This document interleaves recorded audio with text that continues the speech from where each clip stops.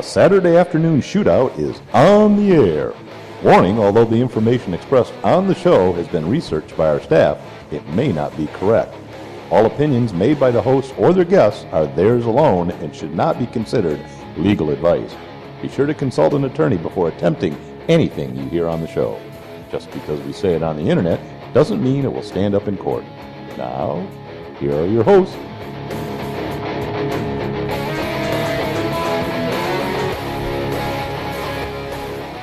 Welcome to another episode of Saturday Afternoon Shootout right here on Flint Talk Radio, where we are broadcasting live from the 15th floor of the Wilson Building in the heart of Vehicle City, downtown Flint, Michigan. Today we're going to discuss a lot of different things, right, Nate? I think so. I want to wish you a happy St. Patrick's Day. I'm wearing green in honor of my ancestry, and You are. I want to raise a Mountain Dew to my dear Da, who I miss every day. I hope he's resting in peace, and I'm sure he is. I see you wore green. Yes, I did. Just your underwear. Yeah, because it turns out, Yes. Ryan, that actually today is not St. Patrick's Day. What? Yeah. I already started drinking. Turns out. I know you did, and that's fine. You can follow through till the actual St. Patrick's Day if you'd like. And you'll have to re-wear, the same clothes again, Yeah, but that's listen. typical. Listen. As an Irish person, I never really You never stopped drinking? Yeah, stopped celebrating. No, I St. understand Patrick's that. Day. I understand that. I You like a good rum. or Irish whiskey or rum. I'm not a particular drinker. I'll drink pretty much Overproof anything. rum is good stuff. Oh my God! It's good stuff. A good friend of mine came back from Jamaica, bought me a little sampler pack of different rums, and this was Ray and Nephew is the company. Yeah. I don't think it's any relation to Nephew, is it? Ray? No. No, exactly. Not at all. And this was overproofed rum, and it was 160 proof or something. I don't know. Yeah. Yep. Almost 70% alcohol, whatever, 140 proof maybe. And it was the worst damn liquor I've ever tasted, and I've tasted moonshine. And it was similar to moonshine. It was very similar. It was very similar to moonshine. It was not just the strength, but it was just yucky. So I gave it to Nate. He's got it. Yeah, I appreciate that. It's gone now. Yeah. He drank it on the way home. I did. What? No. I walked, yes. I drank it on the way home. You would never drive and drink. That would be stupid. That would be bad. We want to remind you to please donate to the Capital Area District Library. Not them, but it's them versus Michigan Open Carry in a court case that may go to the Michigan Supreme Court. It affects all gun owners, at least those that carry a gun for personal protection, because it's going to determine whether an authority is a local municipality and whether authorities can ban firearms or not. Now, the thinking is that the Supreme Court will not hear it, but you never know. We did get rid of one sort of liberal justice. What was her name? She got indicted for all kinds of stuff. Hathorn, something like that. Hathorn away? We don't have a new one that's been appointed that I know of, have we? I'm not sure about that, but I don't think we're going to find out whether they'll hear it until midsummer or so. But they need money to pay for our attorneys. They are working at a reduced rate, but they still want to feed their family. Strange as it may seem. Yeah, that's weird. I don't know why they want to have to feed their kids and pay their bills. But capitalist pigs. That's all I can say about it. I think you can donate at MichiganOpenCarry.org, right? I think you can. You did mention donating to the library. I think a good thing to donate to the library would be our book, My Parents Open Carry. Yeah, we tried that. Head over to My Parents Open Carry. They said they would gladly take it and then sell it for a fundraiser to help pay for the court case, which has cost tax. I'm just trying to get people to buy it. Oh yeah, myparentsopencarry.com. It's a great kids book on pro-gun stuff. And it talks about open carry and concealed carry. Guns and stuff. Yeah. How's that Diet Mountain Dew treating you today? It's a lot better. The antacids working? The antacids are working. My heart burns a little less. Didn't have to kick you out of the car on the way here, so that was a plus for you. Thought it was a heart Not attack, for but me. apparently it was just a stroke. But what did I want to say about...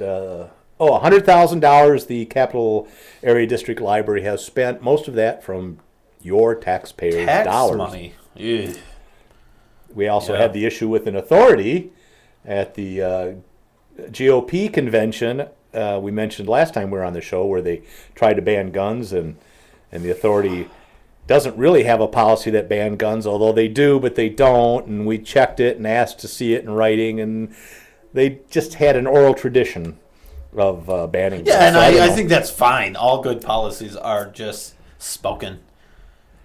So anyways, and also remember, next Wednesday, rain, shine, or blizzard, we have a big Second Amendment march, and we need people to show up. You got to show up, even if it's snowing. I don't care if it rains or freezes.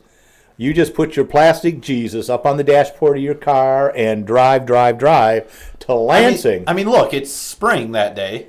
It's the first So day of how spring. bad could the weather be? We might only get 6 inches of We snow. might. I looked at the weather, and it looked like it was the first day of spring. We talked to Jan Morgan, and she was going to be one of the keynote speakers, and she's like, really? I have to wear long underwear? And She's from Arkansas. Yeah, so. and I said, yeah, it could be. We could have a blizzard. Oh well, I guess I'll have to dress appropriately. I And said, Doug yeah. Giles, he's in Florida, right? Yeah, I he's think from Florida. So He'll it's be gonna be rough. I'm sure he'll have Bermuda shorts and a Hawaiian shirt. Hey, what's going on? He'll have a cigar in one hand and a 6-shooter in the other. You think so? I'm freezing my maracas off here. Maracas from Florida. I mean, all your references line up. I think that's okay. Is it a mixed metaphor? No. Okay. Anyways, you got to come to the rally. It's next Wednesday. If you can't make it, please share the information with your friends, your neighbors, and we can make a donation. If you can't make it, donate $20 to Nate. Stop playing with that because I'm getting a buzzing every time you touch I know. that. You're Shocks touching. me. You're I touching me kinda in like my. it. You're touching me in my bad spot there. But anyways. You can donate money. We need money. It's going to cost us several $1,000s to help pay for the speakers and tent rentals and bathrooms and bands and sound equipment and my new Porsche that I've got to pay for. Yeah, you have a payment due, don't you? Yeah, I do. And On they're the expensive. 21st. That's really weird how that timing worked out. It's just a coinky dink. Yeah, huh. Interesting. I want to get an official statement Kind from of sound like Obama there. Yeah. Chris Cox, the legal liaison, whatever, political action group guy from the NRA. Lots of articles have been saying that the NRA will not oppose expanding background checks, and apparently that's not true. And he had an article saying that, let's see, what is he saying? Utterly untrue. NRA opposes criminalizing private firearm transfers between law-abiding individuals and therefore opposes any expansion of the background check system. There you have it. Officially from the NRA, they do not support expanding background checks to private sales. Huh. They do support finding meaningful efforts to address the problem of violent crime and mass violence in America through the swift and certain prosecutions of violent criminals, securing our schools, and fixing our broken mental health care system. So there you go with the NRA. Yeah, that's great. Yeah, Great. I know you like the NRA. I'm as now a much as I member do. since Really? I heard that. No. Oh. No, I'm not. All right. I won't be. Unless they change, which I don't see happening. But if they changed and became more like You? me, then I would think about becoming a member of the NRA. What's your middle initial? R. Yours is NRN. Yeah, and they're not quite like me because it's NRA. And it's just too far off. That's like thirsty 14 letters or something. So Nate, when did the police department become so militarized? Tuesday. It was Last Tuesday. Tuesday. It was last Tuesday they did. No, I really think it started with the 1974. 1960s. Oh.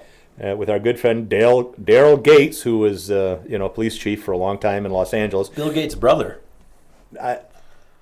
Cousin, I think. Oh. I think cousin. Yeah. First SWAT team, 1969. SWAT teams have been expanding, and now they're used from everything from delivering the mail to busting down doors to arrest people for not feeding their dogs every day. Yeah, that's ridiculous. Now there's in 1975 there were over 500 SWAT teams. So in a very short time, they expanded, mostly to respond to riots and civil protests and all that stuff. But now, they're, like I say, delivering the mail, serving warrants. You pay a lot of money for a SWAT team. You got to use them.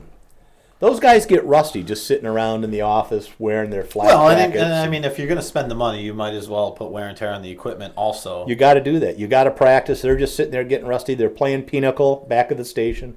They get all sweaty in their body armor and those helmets. You ever wear those helmets? They're heavy. I have in my stint in DHS. You get sweaty under them. Yeah. Yeah. So you got to use those SWAT teams because they're itching to go. I don't listen to you very much when you talk. Did you give the number yet? I got to do that. This is the number. You can call in with comments. Remember, we have gift cards that we want to give away, donated by a very, very good friend of the show and a gun rights supporter. Number to call is 810-208-1854. 810-208-1854. Call in now, call in often. Anyways, getting back to the SWAT. Anyways, it's scary. And now you're getting... Hi, Nicho. Go ahead. Now you're getting the Department of Homeland Security. Do you have that? Yeah, you want to hear it? I just want to say that recently the Department of Homeland Security got donated from the military 2,700 armored transport vehicles to...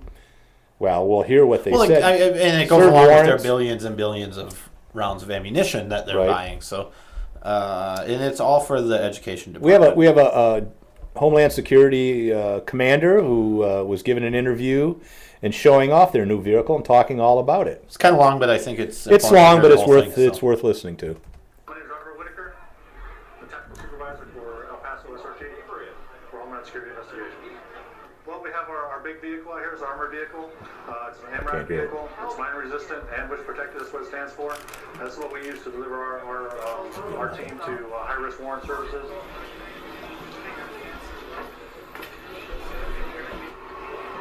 This is the only entry to the vehicle here. So all the operators, we've modified our particular vehicle to have the skids on the sides, so that we can have operators on the side and just get off the vehicle from the sides. Makes for a very fast deployment.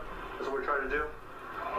If there's an issue, try to be very fast. Warrant service, Yes, talk very fast. We can shelter in place with this, and then go into the surrounding call-out operations inside of here. We can generally get about 10 or 11 operators in here. Very tight, but we can do it. So we get them in there. We can do it.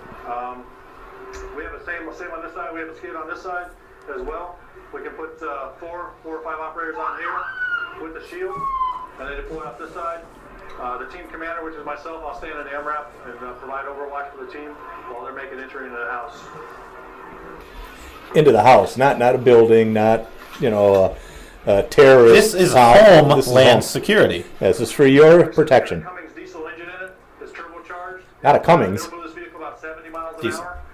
We don't like to drive it that fast, obviously. 15 tons is hard to stop. So we usually run it about 50. A house will stop it, though. Well, not really. So, and it provides it's kind of slow taking off, but actually when you get going, it feels like you're driving a car. These wheels weigh about 700 pounds a piece. They're run flat tires, which means even if they get penetrated by a round, they won't go flat. They will be. They will come down. All you patriots, listen to try to find the flaws here. They get deflated. This glass right here is multiple layers of glass. It's about, I would say, about that thick. It's got multiple layers in there, and it will stop. It's my life partner. Caliber round. The window will. So it provides very good protection for us. We have gun ports in here, so we can actually shoot from within the vehicle. Well, that's good. You may think it's pretty loud, but actually it's not too bad. Oh, good. That's what I was concerned about. Your comfort is ever important to us. Our team is stationed in El Paso. That's where we're from. We have a team right now, about 17 certified members, and a couple green team guys that are trying to get on the team. And we cover the entire New Mexico state and West Texas, all the way out from El Paso to Midland. And that's our area of operations. Now, we are a national team, so we can be called to go anywhere in the United States and assist other teams with whatever they have pending.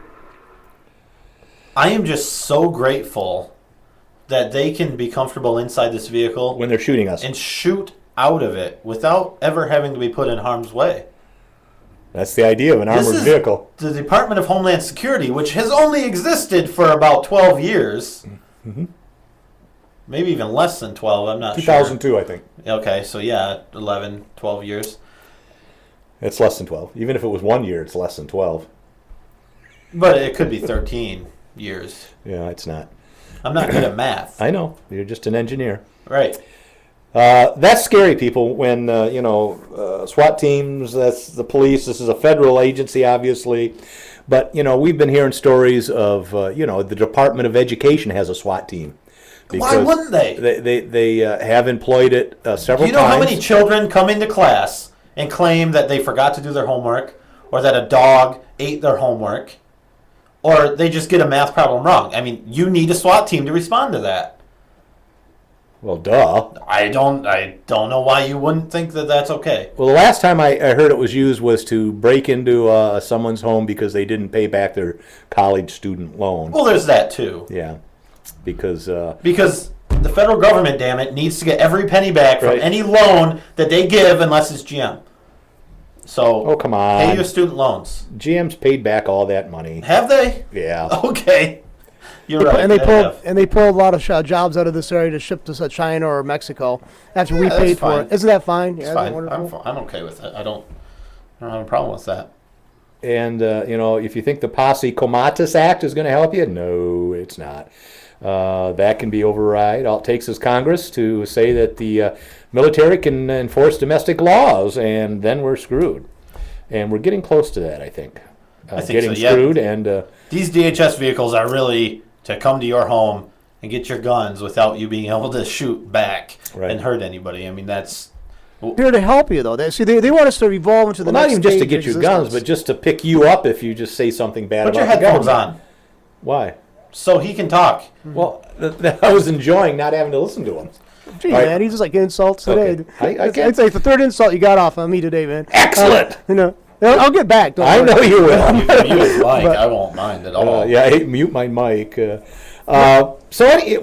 I'm sorry, John. You were saying. No, I just think it's like, and the people are not saying anything. I mean, another thing is, I know it. Obama's They're like asleep. taking the tuition assistance away from military people, but he's extending to tuition assistance to illegal aliens. It doesn't make much sense, does it? No, I mean, people who serve don't deserve.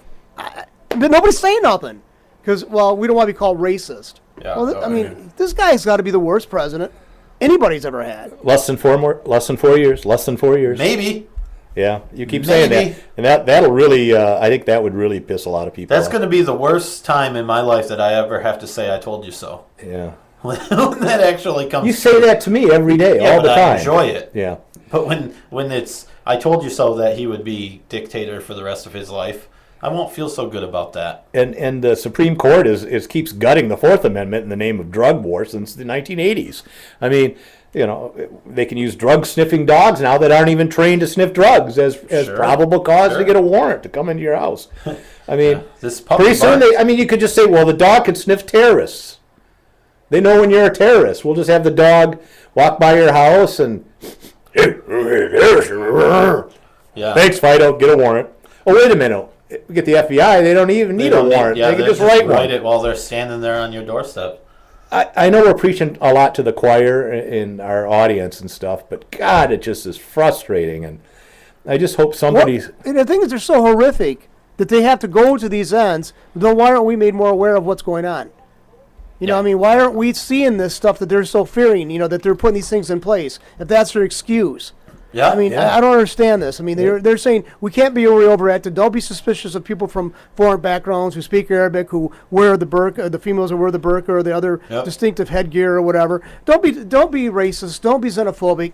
But now we got to really clamp down on everybody else because of this fear. But who's it coming from? Who's the suspicion coming from? And that kind of leads into the thing we talk about indoctrination in schools because, now Jan was talking about They're telling kids they have to wear burqas to sensitize them to the the different cultures and stuff. But a kid wants to wear an American flag, or I support the Marine Corps with a couple of cross rifles on it, they get kicked out of school. Geez, there were numerous kids last year that on Cinco de Mayo wore American flags to school and got in trouble for being insensitive. Yeah, I mean, come It's on. not even. I mean, yeah. It's not that big of a celebration in Mexico. Right. Yeah. Exactly. It's an American holiday for sure. I So mean, that's what. I mean, it wasn't supposed because they were like a real revolution. They were supposed to expel their foreign master, and that's what Cinco de Mayo is all It was about. something Yeah, it's their like that, Independence Day Right, kind of But thing. they don't Why the hell's celebrate that- it as big as we do. I don't think. Yeah, so. we didn't do anything to them. I mean, well, we invaded them to go after Pancho Villa and stuff, but I Yeah, think we- they gotten back with all the Yeah, things they got from that's us. debatable what the U.S. might have done to Mexico. None of but- that makes it offensive to wear an American flag Right. to a school in America. You are in America. I mean, Yeah. And that's the big issue. I mean, Well- we had the story of the girl that wouldn't say the Mexican Pledge of Allegiance Oh, yeah. in an American public school. Yeah, I could talk about that real briefly. Yeah, she was a high school student, and she was taking Spanish, and part of the assignment was to stand up and say the Mexican Pledge of Allegiance individually in front of the class. And she said, "I don't think that's appropriate. I don't really want to pledge allegiance to another country." And they're like, "Well, you're just a racist and all that." And so they gave her another assignment, and she wrote something about the history of the Mexican Revolution, and they failed her on it. And what's funny is that she is fluent in Spanish because her mother was from Mexico, and it's not like she hates Mexicans or anything. She just felt that it was inappropriate in an American school to do that. And now I think they're suing the school district, but that's the kind of stuff that goes on. The cupcake controversy, that was right here in Carroll, Michigan, where the kid is having a birthday party. He's got little green soldiers on the cupcakes, and they make a big frickin' deal about that because, it's got a gun. These soldiers carry guns. Imagine that. Or the Pop-Tart incident. And this all goes back to individual schools having a zero tolerance policy. Not a let's use our damn heads and some common sense and we're adults and we can make a decision on whether this is dangerous for the kids or not. It's a zero tolerance policy. So if there's a gun, they cannot have the gun. And going after veterans and fearing veterans. Here's another thing. This happened a few weeks ago. I don't know if we talked about it last show, but several schools in Michigan were shut down when a former student came back to the school to get a letter of recommendation from a counselor, and he was wearing his Air Force camo fatigues when he came into the school, and they shut schools down because some guy was walking around in camo. And he's a friggin' Air Force military camouflage soldier. is one of the most dangerous things that you can possibly ever wear. There's been many people killed with camo. I know. I don't know if you know that. There's probably several people in this room wearing camo right now, and I can't see them. So they closed it down, and this was up in Lance in the UP, for God's sakes. Yeah. And the school spokesman still says, we still think it was the proper thing to do, making sure that our students are safe. And, that was just, You wouldn't want somebody in the okay to military do all being that. around the children. Because that would just be, Good Lord. horrible. And I think camo in the UP is like a mandatory dress code. Yeah, if someone came in wearing something other than camo, or Then you blaze should- orange or something, Then you should panic. yeah. Good Lord. Why are you wearing a Every dress one of these shirt? kids in that school's dad or mom walks around in camo at least one day a week. I guarantee they it. do. But you know what's really bizarre is this administration's allow the demonization of military people and saying, look what they're doing abroad. When it's the same assholes, they're like the fart smellers saying, who did that? Who's sending the military all over the world? It's Yeah. our government. Yeah. It's our government trying to demonize the same people. It's just bizarre. Yeah, well, there's that, and then there's the whole issue of when they come back and we diagnose them with post-traumatic stress disorder and say they can't have firearms anymore because the first people that a government, a tyrannical government, wants to disarm is the military. The I would people think who so. are, officially trained and know how to use the weapons and know the ins and outs of the military. And they've been demonizing them for the last 5 or 6 years. And I don't even know if it might have been into Bush a little bit, but definitely I'm sure it was. with Obama, the idea of trying to disarm military veterans is a frightening thing. And they come back and they go to the VA and they say, well, you just have to sign this paper saying that you have post-traumatic stress you have so we trouble can give you sleeping. benefits. Yeah. But also answer this question that says whether you own firearms or not. Yeah. And oh, by the way, since you did sign this, now you cannot no longer possess firearms. It's terrible. These are the people that are overseas dealing with shit that none of us Would ever want to do. Yeah, we haven't dealt with it. I mean, when they come back, we should probably be treating them like the heroes they are. Allow them to have firearms because they probably know how to use them. Right. And then Feinstein, that dirty bitch, would saying that every one of the veterans that come back has post-traumatic stress syndrome, and we should strip all veterans of their gun rights. Oh, she looks like the total. I mean, she looks like your pinch-faced bitch. I mean, she really does. She is. And you're not supposed to use that, to attack the individual. I know that, but I mean, she is everything she comes across. Who says we can't attack Well, the individual? that's I attack everybody. Liberals will say you're not supposed to make comments about their reference to their appearance or anything else. But then when they find something out about somebody, they go after that too. For sure. How many of them have called Rush Limbaugh fat? That's just what I was thinking of. That fat slob. Look at the jokes that came out when Ronald Reagan announced he had Alzheimer's. Now, I had a problem with Ronald Reagan. He wasn't my hero. I didn't like the unconstitutional war that he ran. Okay, say to that. But they were making jokes about him having Alzheimer's. I mean, vicious jokes. I went, oh, you're so sensitive. This man has Alzheimer's. Oh, he's just using escape having to ask questions. Oh, yeah. That's all he's done over and over again. The extremely tolerant left that thinks everybody has to be tolerant and believe the same things they believe. And they're the ones that start, they're the ones that are violent. They're the ones that do attack people individually, and it's just... Well, you're an engineer, right, Nathan? Yes. Okay, and Brian's a geologist. Okay, you guys are educated. I say probably way better in some areas. Well, okay. Brian, I don't know how he does it, but he's got the job. That's what he does. But, I mean, I don't know. Yeah, don't attack the guy. But it's like, okay, they'll dismiss your, your analysis because all these study is political science. Which isn't a real science. It's not even. I mean, I'm a social scientist myself. I mean, my degree and my background is in social sciences. Okay. But it's a pseudoscience. It's a scientific approach, but it's not. It's science. Yeah. Well, and Feinstein brings up the fact that she's been a senator for 20 years, so she knows better than everybody else. She had that encounter with Ted Cruz just the other day, where he asked her, "You want to restrict the Second Amendment? Can we restrict books with the First Amendment? And should we make a list of people who can be illegally searched?" Under the Fourth Amendment, and of course she wouldn't answer because who is he, a freshman senator, to challenge her on the Constitution? Yeah. Because she became mayor or whatever when there was bloodshed in California, right? She's seen blood. So she's talking about everything but the question. She put her fingers in bullet wounds. But you know what? I would like to say, you've been a senator for 20-some years. This new guy is showing you the Constitution. That thing you've been wiping your feet on at the door all this time, he's showing you that's what you've been dumping on. Yep. That's what you don't It's like. exactly what he was doing, and she never answered his question. But we actually have a clip of Feinstein about the large capacity magazines that I think we want to play. We're going to remind you, if you want to call in, 810-208-1854. 810-208-1854. Can they see the number on the monitor? Okay, good. You want to hear what Feinstein had to say about large capacity magazines? You can, and then we can get into our discussion because you don't agree with it. But sure.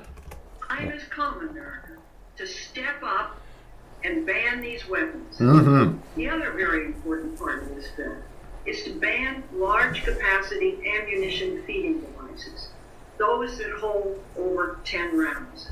We have federal regulations and state laws that prohibit hunting ducks with more than 3 rounds, and yet it's legal to hunt humans with 15 round, 30 round, even 150 round magazines.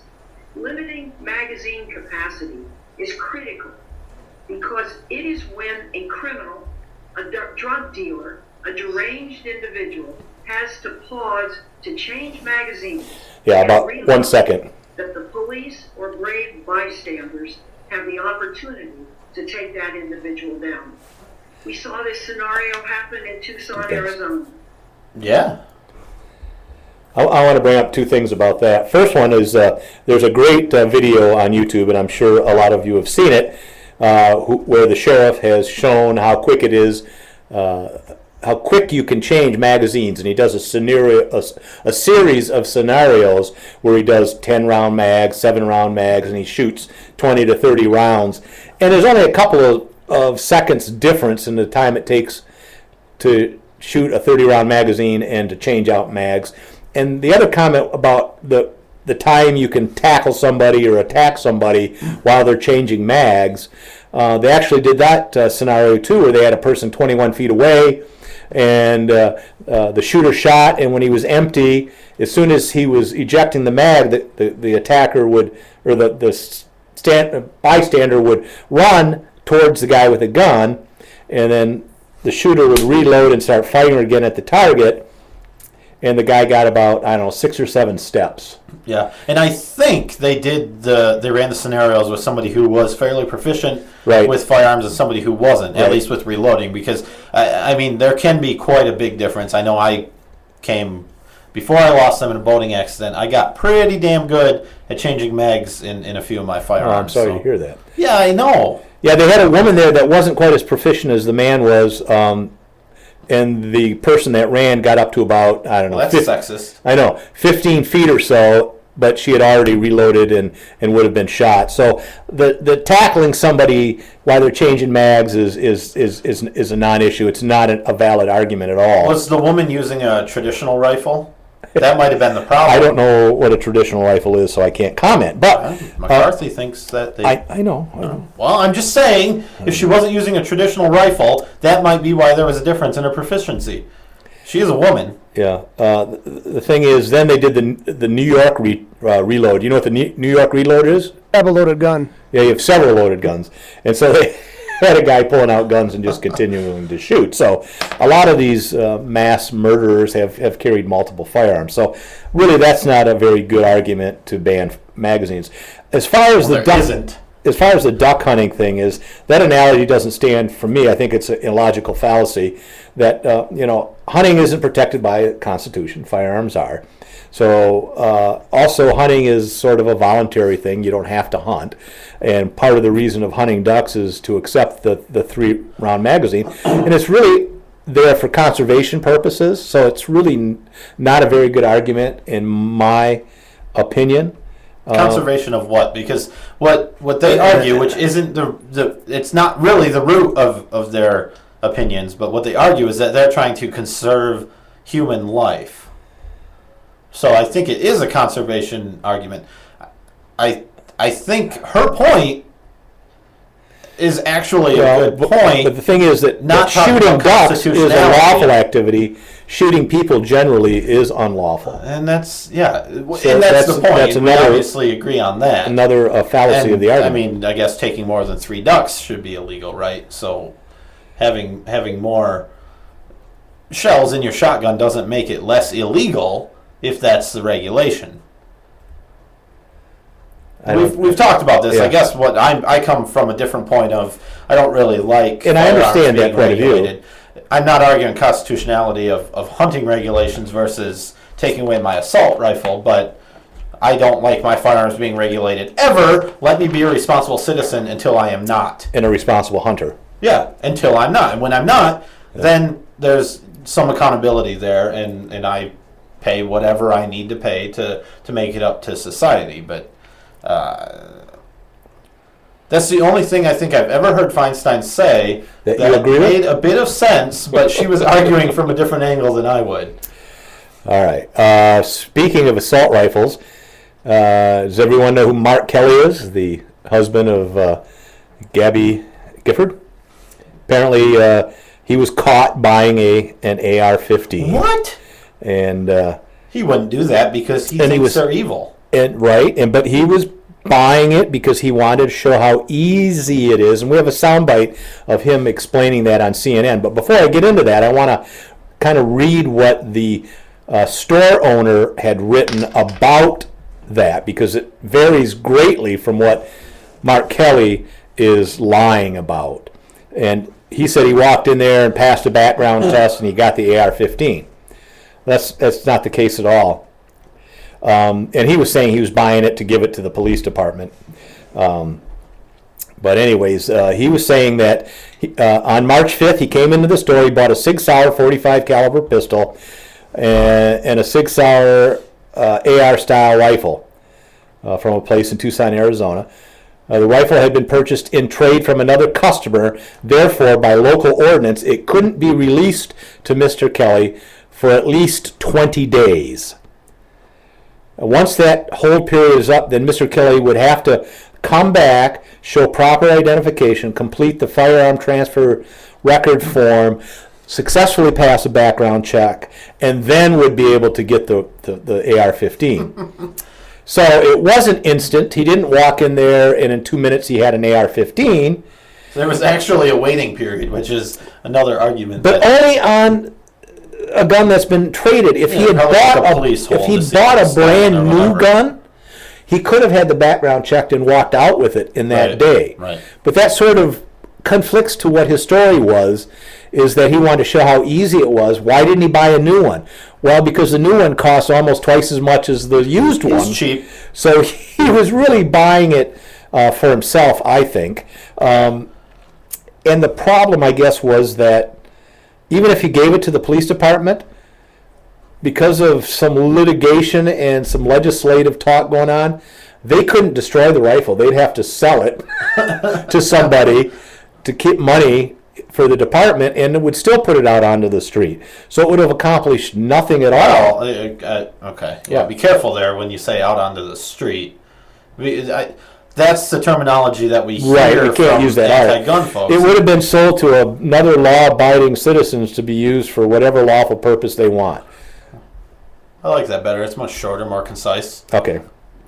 So How many guns have been taken out of other people's hands in police storage and ended up back on the streets with the thugs, not the citizens? That's happened too many times. It varies from state to state and department to department. Well, look at the ATF losing fully automatic weapons. Remember we had that story a while ago. They just got stolen. Well, there was Fast and Furious. And one in Michigan, they was an all points bulletin because one of the Allegan County deputies had left their AR-15 lying on the side of the road in a case and drove away and forgot it. And he gets back to the station. He's like, "Oh, where's my rifle?" Yeah, it happens. I have no problem with it. I get tired of seeing the stories of gun was left somewhere. Well, I mean that's why education is so important. It's like everything else. You forget your purse a lot. I've forgotten my wallet places, and I mean it happens. To me, guns are no different than anything else, like this microphone here that I might forget today, but hopefully I won't. Remind me to remember to take it. I'm sorry, I wasn't listening to you. All right, you want to listen to this? Sure. This is long too. It's about 3 minutes, but you can hear the hypocrisy and how he is elitist and feels only the military should have these kinds of guns and so on and so forth. So, have at it. It's important for me to have firsthand knowledge about how easy it is or difficult it is, to buy a weapon like that. It's through a background check, obviously, at a federally licensed gun dealer. But it's important for me to know, what it is and, to have firsthand knowledge. So in the future, I'm looking forward at some point to buying a gun, at a gun show, also possibly selling a gun. So I know really, the ins and outs of this issue. So what was it like going out to a store and buying an AR-15? It's actually pretty easy. For a weapon that's so deadly and really designed for the military, especially with the high-capacity magazines. Idiot. No other guns are deadly. Even with a background check.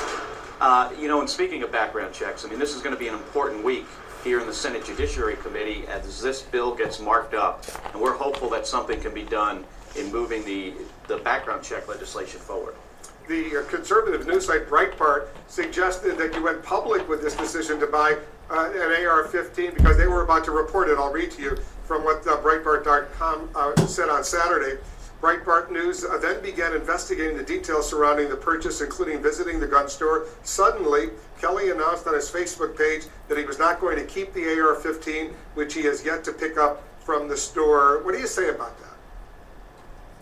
Well, I don't know anything about who Breitbart is or anything about his website. We had a plan to go in there and buy a 45. And if we I don't know who that New York Times guy is. As well. And, I don't know the timing, but we had a plan on when we were going to announce that on Facebook.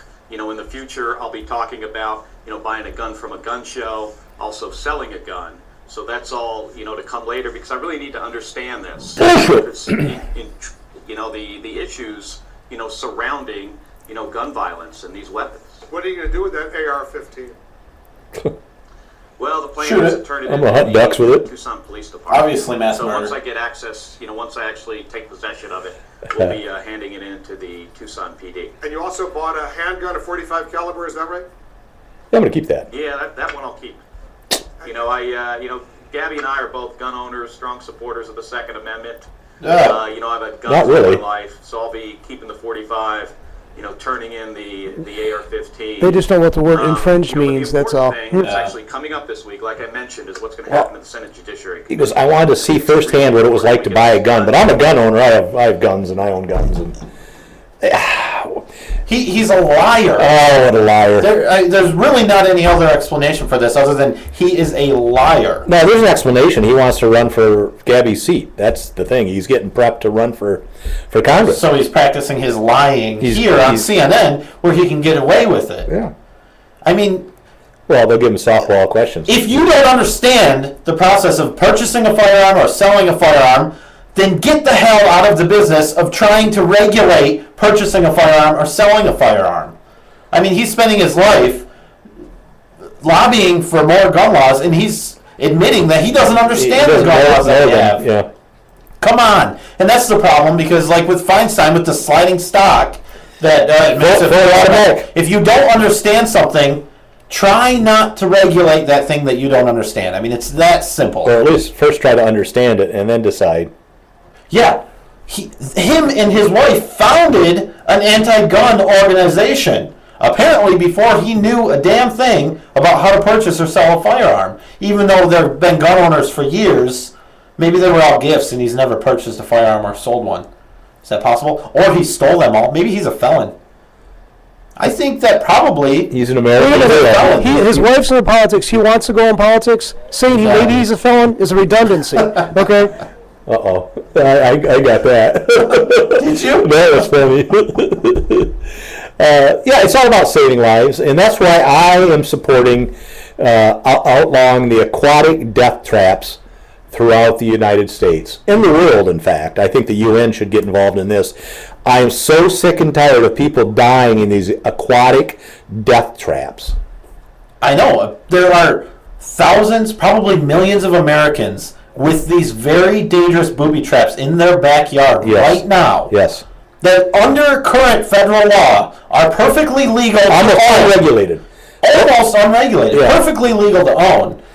All you have to Millions of do, them in the United States. all you have to do is probably get a little bit more insurance Maybe. and maybe put a fence around these aquatic death traps, and that's it. And I'm not even sure that's true everywhere. And these are something that you can manufacture yourself at home. You can All you make need these. is a shovel And a you hose. can form it in a hose, and you can form it into an aquatic death trap. and I've been in some of these death traps, these aquatic death traps. I've had and several close calls. And I'm telling you, they are frightening. And what's really scary is they start out, they have a shallow end that lulls you into a sense of security, and then it gradually gets deeper and deeper. Well, that's a different model. Those ones are the assault aquatic death traps.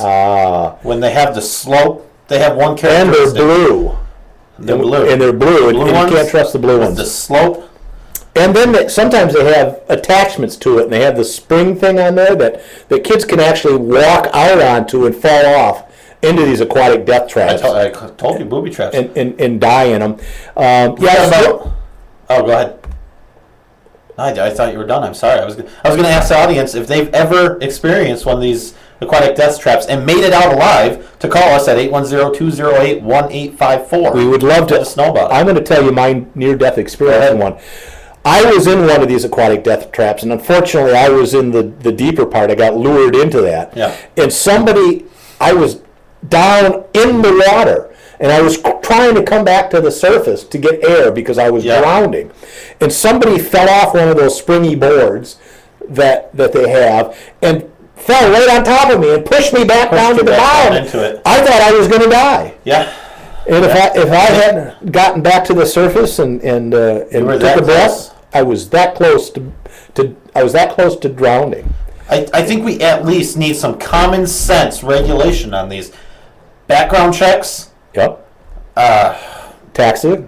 waiting periods. You got to tax them. Taxes. Waiting period before one of these are installed. I think the simple thing to do. We don't want to necessarily regulate the actual trap. Limit how many gallons of water. We could tax the water. Well, I think they actually do that. Yeah, they do, don't they? Yeah. So in certain places. So we must ban swimming pools in everyone's house because thousands of people drowned or near drowned or injured in these aquatic and that's actually the truth. I think more people probably die in swimming pools than from murder with a firearm. Yeah, I think that's probably true. At least children. They're horrible for children. Sure, and children are what we care about because of Sandy Hook. We also care about obesity. As you know, I'm a strong supporter of obesity. Well, I'm proud to say that I beat anorexia several years ago and juvenile diabetes. And yeah, you're no longer a juvenile. No, I act like it. And can you believe that in New York, this judge, Milton Tingling, who I love the name, Tingling, a very small, fit, that bastard, healthy guy, overturned Bloomberg's ban on soda restrictions, pop, sugary drinks. Yeah, he overturned it and said that it was capricious and arbitrary to have a law that portion controls soft drinks. I don't think it was capricious and arbitrary. I think hours and hours and hours of research went into. Sorry, it's a liter. It's not over 16 ounces. I think it is. I think hours of research went into coming up with the 16-ounce maximum. Didn't they? I think they consulted with Dart containers. I don't think they did. No, okay. I don't think so. I think Dart should stop manufacturing glasses more than 16 ounces. I think Dixie Cup had a problem with it because they sell products there in New York, and they were going to have to start smaller smaller This cups. judge actually dared to apply a constitutional scrutiny to whether something was arbitrary and capricious and whether they can control this, and overturned his ban. And Bloomberg vows, much like he did, I think, with the smoking ban in public places. Excuse me. Spend more taxpayers. Yes. Yeah.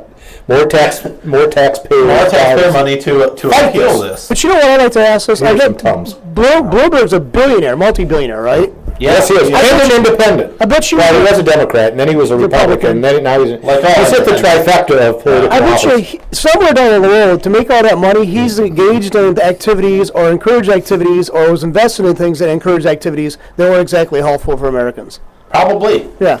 Yeah, I'm sure. There's no doubt that he made his money through free market capitalism. As much of that as we have in this country, but much like soda companies, Pepsi makes their money through our form of capitalism. If there wasn't a demand for this size, they wouldn't make it. No. Right, exactly. And you need to let people purchase and drink and consume and do what they want if they're not harming other people. Now, I will point out, you mentioned that this judge applied constitutional scrutiny. Yeah, I just made that up. I think it was the fact that he loves drinking pop. He's overweight. I think that is why he made this decision. It has nothing to do with the Constitution. It has nothing to do with his past of overturning. And I'll be racist. I'll play the race card. He's a black man, so he probably drinks a lot of Sprite. I don't know if that makes any sense, but the black people out there know what I'm talking about. I'm gonna try to stay away from you. Why? When we leave. Oh, because if you notice a lot of the Sprite commercials, they're almost always black people, and they market towards blacks, just like with cool cigarettes. I know I'm stereotyping, but. Well, I was watching MSNBC this morning, trying to make a joke. And that was the point, that they put up a statistic that twice as many black Americans are obese than white, and it's because exactly that the sugary drink industry markets to blacks. And if you're black and overweight, call this number, express your opinion. 810-208-1854. All right. So me being 70, 80 pounds overweight, it's not my fault. It's the marketing people, all these companies. Yes. Mm-hmm. I have nothing to do with it. No, you are absolved. It's because we have a coward of a governor in this state that will not push a ban on soft drinks over 16 ounces. Shh, don't say that to Snyder. He's like, he might decide he wants to grow a backbone. I don't know. That's true. He's a rhino anyway. He's got a backbone. Fix the roads. Mm-hmm. Raise taxes. Build a bridge. Great Republican. TSA to allow certain weapons? I was happy about this. Were you? Yeah. What do you think the reason was for that? You had a theory. I had a theory. A theorem? No, it was a theory, actually. Not a theory, it was a hypothesis. It was a theory. It was a hypothesis. Yeah, all right. Definitions. Science. What they're saying is they're going to allow these weapons so the TSA screeners can spend more time searching for people with bombs rather than these 2.36-inch Blades. Swiss Army knives. Which is the standard. It's 2.36. If it's 2.37, you're screwed. If we have TSA agents listening, I'm sorry, but do you think that there are many TSA screeners that can read a measuring tape and find 2.36 inches? And there's a lot of reasons that you can't do that because it's kind of hard to measure 2.36 inches on an actual measuring tape, considering that the whole 0.36 of an inch. So where did they get that number? They took a small Swiss Army knife and they used that as their standard. And it can't be longer than that. And that's a pretty small blade. And you got corkscrews now and nail clippers and certain things. Tiny little knives, and you'll be able to take over the airplane now. I just found out I have a cousin who's married to a retired pilot, and he was an armed pilot. He was one of those guys that were trained. That's good. And he's Did his plane ever get hijacked? It never did. All right. But unfortunately, he turned 65 and has mandatory retirement. Yeah. So she said that this week he had to turn back in his gun and holster. Oh, really? And he was bummed out. Yeah, that's too bad. He could buy his own. Oh, he's got plenty. Okay. They're gun people. But anyways, yeah, he was trained and he was a armed pilot. I thought that was kind of cool. But Well, I think part of this is you allow knives on these, you allow knives on the planes. We have the sequester, so we have to shut the TSA down. Something happens on the plane where somebody gets stabbed with one of these knives, and then it's boom. Republicans did it. It was the right. We need more money for the TSA. They cut spending. They decreased the increase of spending, and somebody died in an airplane because of it. And I think what they're also going to do with the TSA is they're going to let senior citizens keep their shoes on for the most part. Yeah, and I think they're going to less gropey-feely the little children. Yeah, I'm not sure. And you, is that not discrimination? I mean, I'm an advocate of profiling in these sorts of situations. I think it works. Why is that? It works. Because it works. If you have the training and you know what you're doing, profiling works. The 4-year-old girl going to Disney World in a wheelchair does not need to be fondled to tell if she's a terrorist or not. Listen, if I were a terrorist, she is exactly where I would plant a bomb. How many times has that happened here? How many terrorists has the TSA caught? None. 0. None. No. Profiling works. I mean, listen, if you were to pick who the guy likes a double bacon cheeseburger and a beer more, Nate or me, who are you gonna pick? Probably be wrong. Yeah, because he loves bacon. I love bacon. And I'm an Orthodox Jew, so I can't eat it. Right. So you just disproved my point. Never mind. Profiling is bad because I wouldn't have gotten bacon in that scenario. No, I love bacon. Let's do the Gonzalez thing as we're getting close to the end of the hour here. Drinking my large soda. That's fine. Clear Channel blocked this ad, and I just love it. It's a generic pro-gun ad, and I think I'd like to play it on every episode of our show just because I like it. You have it?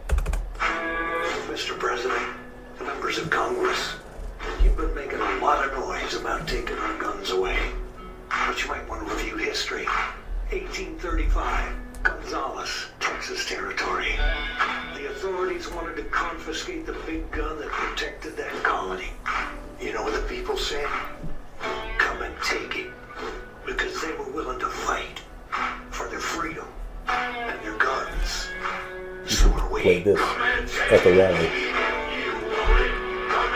You think you can do it in your band?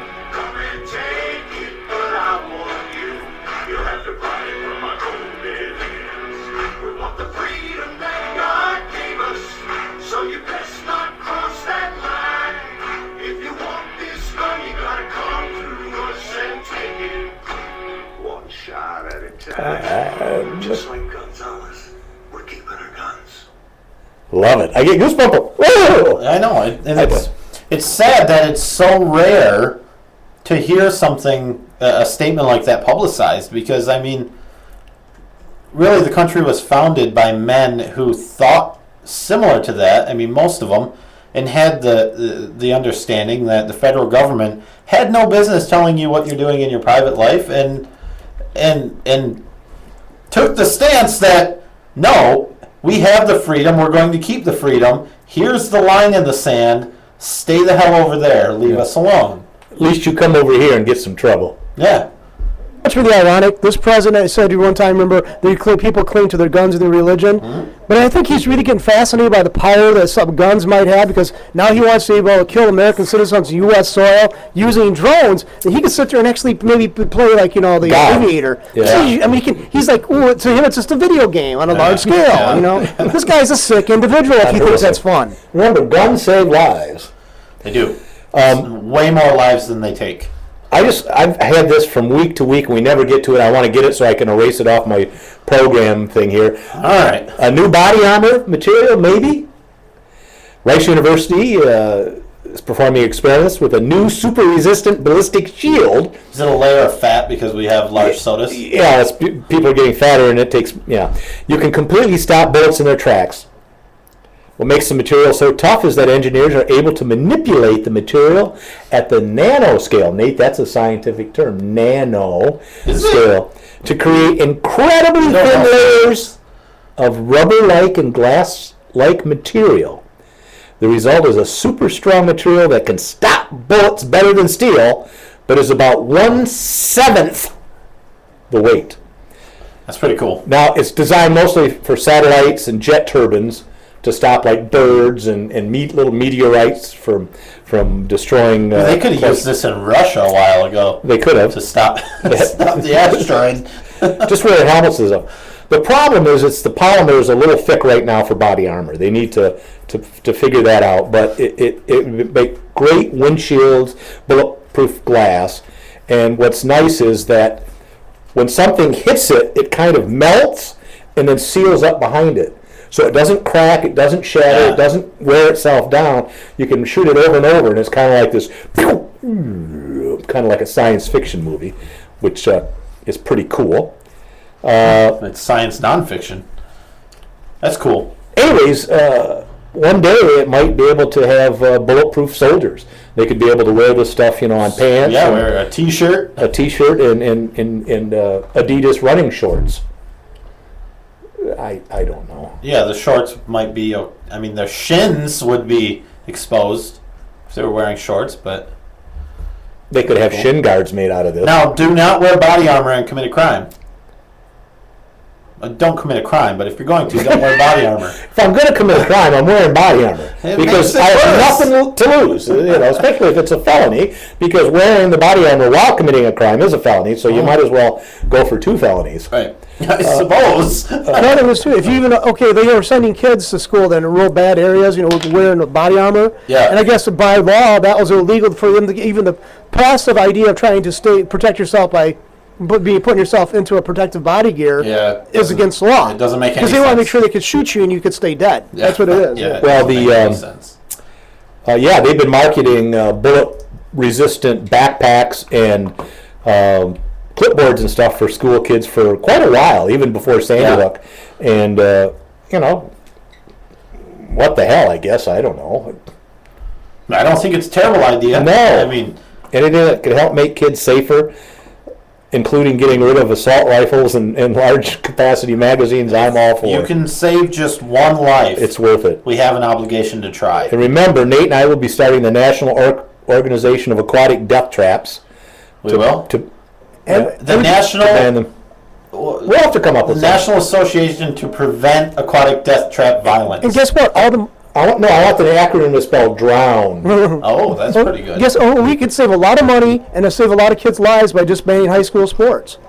Football, cheerleading, all that stuff. We're not too far off of that because, the NFL is being attacked like crazy. I just heard I heard an interview with a guy who was about sports and concussions, is saying that there's no helmet out there right now that protects the brain at all. There's nothing. You would have to put something in your skull to stop a concussion. He said, right now the technology doesn't exist now to protect the brain from damage. It protects the skull, right, the bone, but your brain is like jelly in there and it's getting knocked around. So you'd have to have something that actually dissipates all the energy from the impact into the material that protects the brain. At that point, I think you could do it. It's sports. There's risk in sports, much like there's risk in everything. in fracking. There's risk, but there's benefit. In driving, there's risk to owning guns. I mean, come on. Sure. But the net benefit is greater than the con. You know, the pro is better. And than the all con. of it is voluntary. So, anyways, we're coming up on 2:00. I think we're probably done. We want to thank you again for another episode of Saturday Afternoon Shootout and watching us. We thank you. If you like the show, leave comments. If you didn't like it, don't leave comments. If you liked it, tell your friends and family. If you don't like it, don't tell anybody. But until next time, we want to say be safe. Stay armed. And stay informed. Thanks. 5 years I screwed that up. Yeah. Bye-bye.